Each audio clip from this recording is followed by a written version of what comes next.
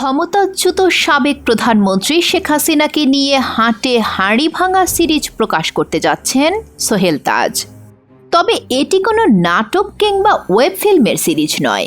শেখ হাসিনাকে কাছ থেকে দেখে সোহেল তাজের ব্যক্তিগত অভিজ্ঞতার বর্ণনা থাকবে সেই সিরিজে। হাটে হাঁড়ি ভাঙা সিরিজের প্রথম পর্বেই রয়েছে চমক। সোহেল তাজ তার ভেরিফাইড ফেসবুক পেজে লিখেছেন সেই অজানা গল্প। আওয়ামী লীগের সাবেক সাধারণ সম্পাদক প্রয়াত সৈয়দ আশরাফুল ইসলামের ৩ জানাজা নিয়ে শেখ হাসিনা বিরক্ত হয়েছিলেন বলে জানিয়েছেন সাবেক স্বরাষ্ট্র এই উপদেষ্টা। তিনি সাধারণ সম্পাদক ওবায়দুল কাদেরকে ধমক দিয়ে বলেছিলেন, ও এত বড় কি হয়ে গেল যে ৩টা জানাজা পড়াতে হবে।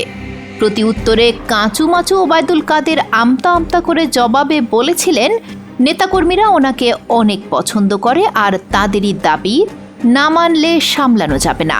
সোহেল তাজ তার ফেসবুক পোস্টে শাপলা চত্বর নিয়ে সৈয়দ আশরাফকে ভুল না বুঝতেও অনুরোধ করেন, কারণ সব সিদ্ধান্তই আসত উপর থেকে।